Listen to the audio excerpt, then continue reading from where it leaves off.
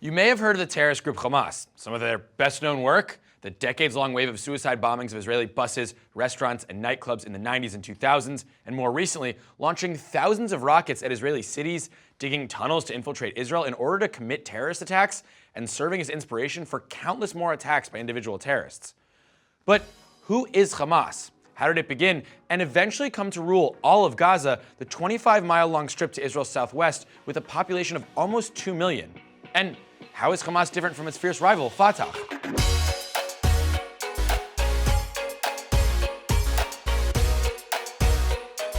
Hamas itself is a fundamentalist Islamic resistance movement that's recognized as a terrorist organization by countries like the US and Canada and the European Union. It aims to destroy Israel, or the Zionist entity, and create an independent Islamic Palestinian state in its place. Hamas considers this region of Palestine as spanning from the Mediterranean Sea in the west to the Jordan River in the east. In other words, the entire state of Israel, not just the disputed territories of the West Bank and Gaza. So Hamas refers to any Israeli presence in the region as an occupation. But before we talk more about Hamas, there's another group that we need to talk about. See, Hamas is not the only organization that wants an independent Palestinian state, and they're actually a relatively recent addition to the mix. There's also Fatah, which was founded in 1959 and led by Yasser Arafat for the first several decades of its existence. It functioned as both a nationalistic terrorist organization and later a political party with an armed wing that still sometimes engages in terrorism. It's the dominant political party in the West Bank and until a decade ago, Gaza. Now, Fatah is the largest faction of the PLO, or the Palestine Liberation Organization. The line between Fatah and the PLO is pretty blurry, but for our purposes, we'll mainly stick to discussing Fatah, though much of what we say applies to the PLO overall. Most Western governments considered Fatah and its umbrella organization, the PLO, a terrorist group up until 1991. A few years earlier, in 1988, the PLO had renounced violence, at least publicly, officially recognized Israel's right to exist, and agreed to negotiate. The violence, though, didn't totally stop, but peace talks began and the US and UN decided not to classify the PLO, which included Fatah, as a terrorist organization anymore. Today, that's still one of the major differences between Hamas and Fatah. Fatah and the Palestinian Authority in the West Bank in general have been willing to negotiate some kind of compromise with Israel, whereas Hamas, not so much. Instead, Hamas focuses on destroying Israel and its people as part of creating an independent Islamic state throughout the entire land. But let's back up. Where did Hamas come from? And how did a terrorist organization come to rule Gaza? Hamas was established in the late 1980s, but the ideology that would eventually lead to Hamas had been building for decades. Way back in 1928, an Egyptian schoolteacher and imam named Hassan al-Banna decided to take action against what he saw as two major ills of Arab society: the lack of social services like charity and education, and Western secularization due to European imperialism. He started a Sunni Islamic organization called the Muslim Brotherhood, which set up desperately needed social services.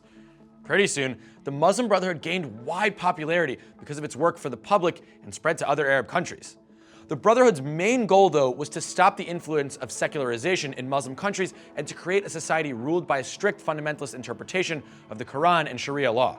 So they used their network of social services to spread that message, as well as encourage political activism among members.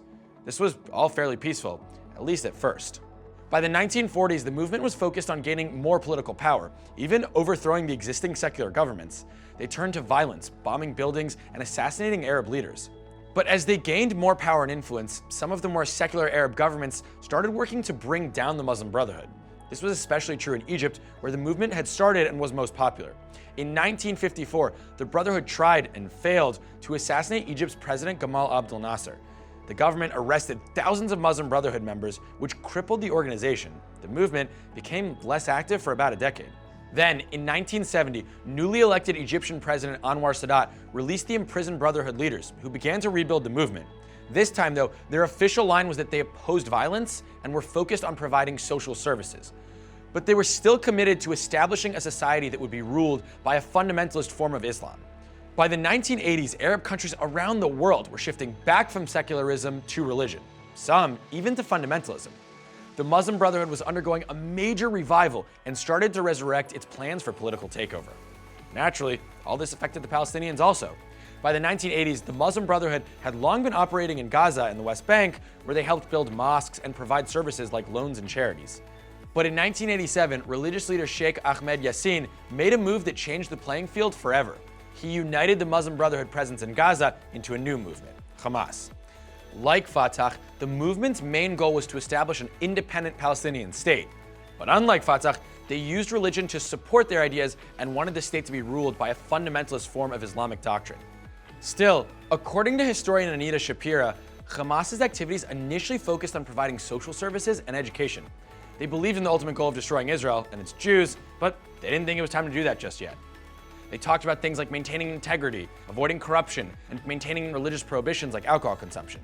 Even the Israeli government thought that sounded good, and at first, they actually supported Hamas, despite its overt anti-Semitism. They thought if Hamas gained power, Fatah might become weaker, and overall there would be less risk of violence towards Israel. As we'll soon see though, they were wrong. Now, earlier that same month, December 1987, a grassroots Palestinian movement of demonstrations had ignited an uprising known as the First Intifada. It began with Palestinian protesters throwing stones and Molotov cocktails, but soon escalated to full-blown terrorists coordinating attacks using guns, grenades, and other explosives. The First Intifada was mainly orchestrated by Fatah, but some of the terrorists participating in the Intifada were also members of this new group, Hamas, and they convinced their leader, Ahmed Yassin, that he was wrong to wait to start a holy war. Now was the time to destroy Israel and its Jews, not through spreading their doctrine and recruiting members, but through violence. Despite the ongoing Intifada, the Palestinian government, led by Fatah, was making moves to try to negotiate with Israel. But Hamas opposed any sort of compromise, especially one that allowed Israel to exist, and they strongly disapproved of Fatah's plan to create a secular Palestinian state. In 1988, Hamas officially codified their charter, which stated their position clearly. According to the charter, the Zionist enemies controlled everything from the world media to the French and communist revolutions to the United Nations.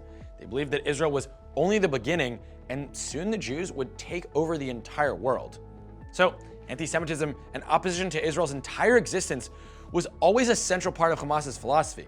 They just didn't act on it right away. But by the time the First Intifada was in full swing, they were already using terrorism to achieve their goals. The First Intifada finally ended in 1993. More than 1,000 Palestinians were killed by Israeli forces trying to push down the uprising, and around 150 Israelis were killed in attacks by Palestinians. The uprising stopped when Israel and the PLO, led by Fatah, signed a set of agreements known as the Oslo Accords. The agreements were meant to end violence and start a series of talks that would eventually lead to two separate independent states, one for the Jews and one for the Palestinians. But that didn't mean the terrorism ended.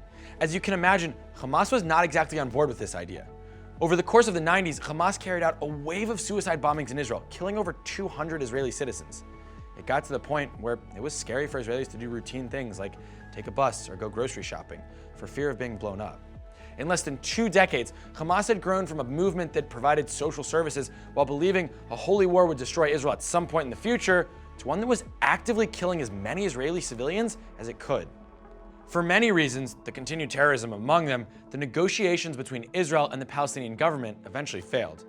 This led to the Second Intifada from 2000 to 2005, in which Fatah not only joined Hamas in a campaign of terror attacks, but actually led the charge. During those years alone, there were 141 suicide attacks, and Hamas was responsible for almost half of them. There was a bombing practically every week. Things like tourist attractions and malls that were normally bustling with people were suddenly quiet. Even going to a popular restaurant became a serious risk. The death toll in Israel was over 7 times higher than during the First Intifada, with more than 1,100 Israelis killed, 78% of whom were civilians. After a particularly gruesome month during which 130 Israelis were killed, the Israeli military retaliated full-scale in Operation Defensive Shield. They hoped to stop the attacks sweeping the country by taking out terrorists and destroying the supplies being used to make bombs. In total, during the Second Intifada, around 4,200 Palestinians were killed. Now, it's unclear how many were civilians, but mainstream estimates range from 35 to 50%. The Second Intifada ended around 2005 for several reasons. One may have been the death of Palestinian leader Yasser Arafat in 2004, but another may have been related to Israel's 2004 decision to withdraw from Gaza by the following year. That decision, meanwhile, was a major factor in the next stage of Hamas's development. Israel's withdrawal from Gaza created a power vacuum in which Palestinian elections were held and Hamas unexpectedly won. Those elections and the violence that followed finally ruptured the already divided Palestinian government. Fatah retained control of the West Bank, while Hamas seized complete control over Gaza. But we'll save that part of the story for our next episode. Thanks for watching. See you guys next week.